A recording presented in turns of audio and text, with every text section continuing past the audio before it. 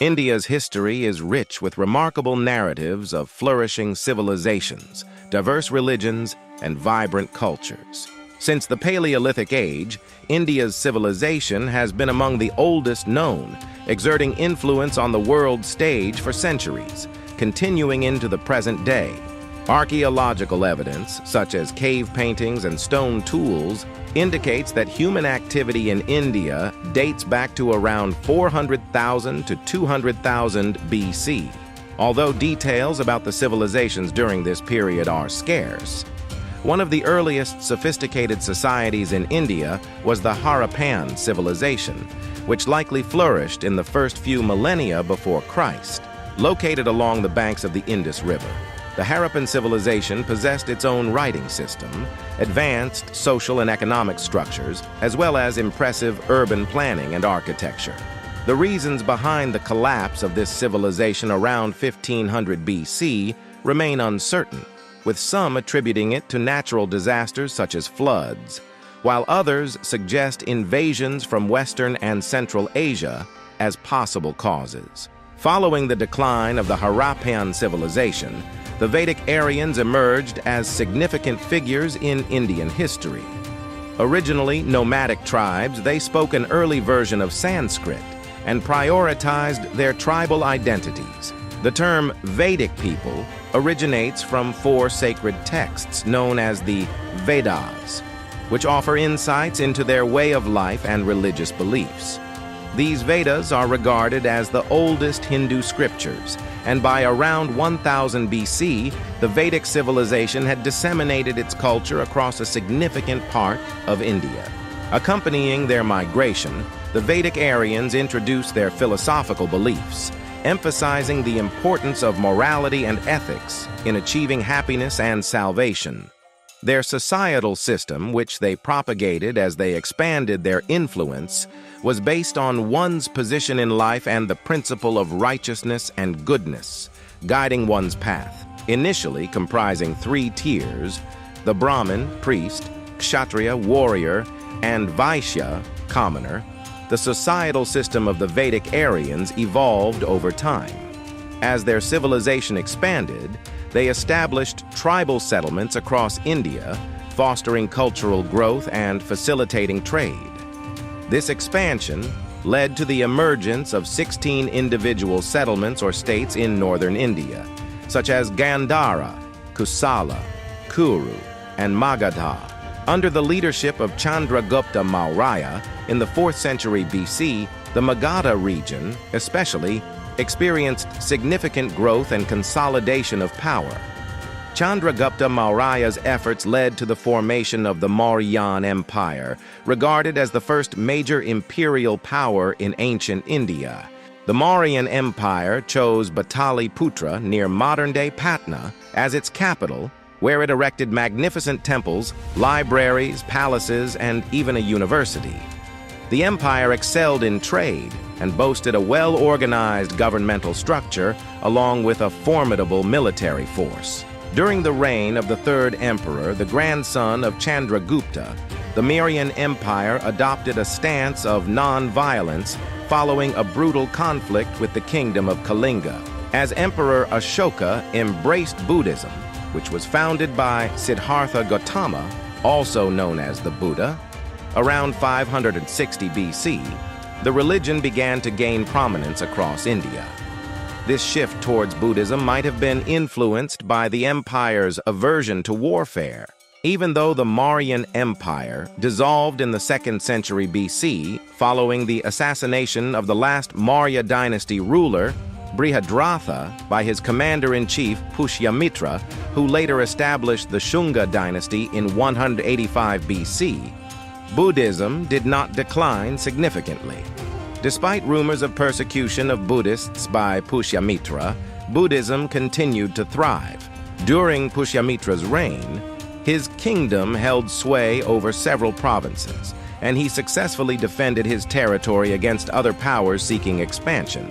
However, after his death, his dynasty appeared to diminish in significance. During this period, the Kushana kingdom emerged as a prominent power in India, known for its extensive trade networks with the Chinese, Persian, and Roman empires along the Silk Road. However, the Shunga dynasty's rule was relatively brief and lacked significant achievements. India experienced a diversity of settlements and invading powers during this time.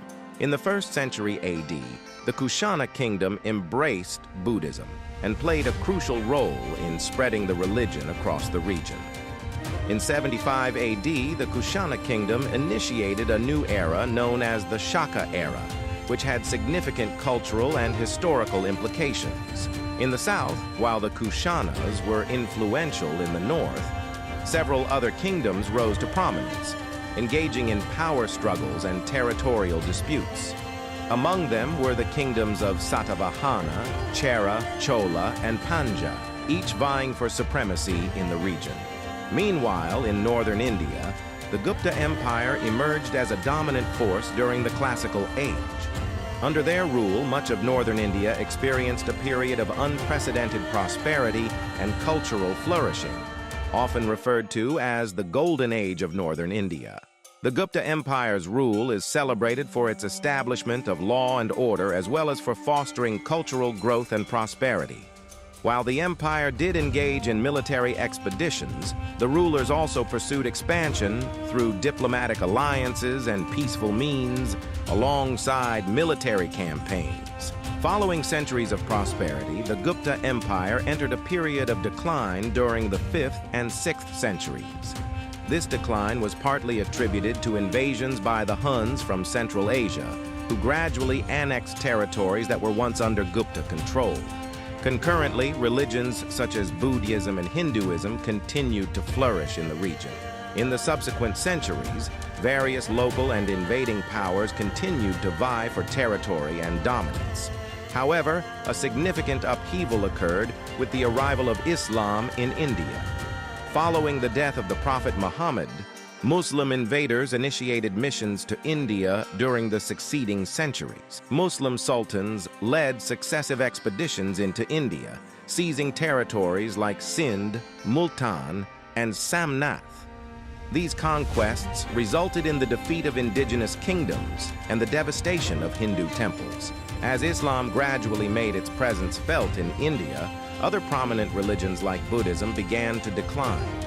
The Rajputs, known for their staunch resistance against Sultan invasions, were ultimately defeated in 1192 by Muhammad Ghori and his forces. The 13th century marked the rise of the Delhi Sultanate era. Its inception began with the establishment of the first dynasty by Qutb-ud-Din Aibak. The slave dynasty maintained control over the Sultanate until approximately 1290, when the Khilji dynasty ascended to power, starting with Jalal-ud-Din Khilji. However, their rule lasted for less than a century as they were succeeded by the Tughlaq dynasty. In 1320, the Tughlaq dynasty continued to hold power until 1412, although their rule was complicated by the invasion led by Timur in 1398. As the Tughlaq dynasty weakened, they were eventually replaced by the Sayyid dynasty, which began in 1414. The Sayyids ruled for approximately 37 years, but the reign of the last ruler was marked by rebellion and discord. As the Sayyid dynasty fell from power, another dynastic authority rose to claim the vacant throne, this time being the Lodi dynasty. The new dynasty endured until the death of its ruler, Ibrahim Khan Lodi, who was killed in the Battle of Panipat by the army of the leader of Kabul in 1526. Ibrahim's death marked the definitive end of the Delhi Sultanate as a whole. Now free from competition from the Lodi dynasty, the stage was set for the establishment of the Mughal dynasty, which would go on to become one of the greatest in history.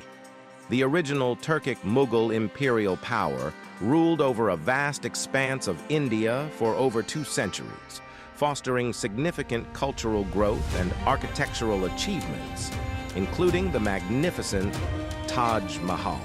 Despite their immense success, the Mughal Empire began to decline around the start of the 18th century, facing numerous revolts that shook its foundations, along with threats from the Marathas and the British. The British East India Company had already been present in the region for some time, but tensions with the British escalated not long after the decline of the Mughals. By 1857, the East India Company exerted increasing control over India, leading to widespread discontent among the locals. The uprising that started as a mutiny by Indian soldiers swiftly evolved into a widespread rebellion known as the Indian Mutiny of 1857. This revolt later came to be termed the First War of Indian Independence. Despite the British managing to suppress the rebellion within a few months, it had enduring consequences. In response to the mutiny on November 1, 1858, Queen Victoria of Britain declared that India would henceforth be governed in the name of the British Crown. Following Queen Victoria's declaration, resentment and dissatisfaction among the local populace toward British rule persisted, fueling nationalist sentiments and movements. One significant stride toward independence occurred when Mahatma Gandhi and the Indian National Congress initiated the non-cooperation movement, which involved withdrawing all cooperation with the British government. After World War I, when the non-cooperation movement did not yield the desired outcomes, Gandhi shifted his strategy. In December 1929, he introduced the civil disobedience movement as a new approach to challenge British rule.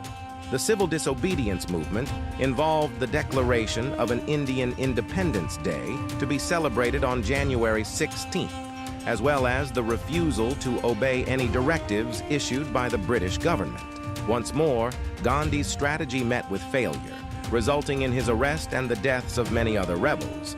However, this setback eventually led to the British being compelled to participate in the Round Table Conferences, which commenced in November of 1930. Gandhi's participation in the conferences ended in disappointment once again, and civil disobedience resumed. His subsequent endeavor, the Quit India movement, similarly failed to achieve significant progress. World War II presented new challenges as India was compelled to participate in the conflict by the British. However, with the conclusion of the war, a new Labour Party assumed power in Britain and displayed empathy towards India's struggle for independence. Finally, on the stroke of midnight on August 14, 1947, India achieved independence and emerged as a sovereign nation.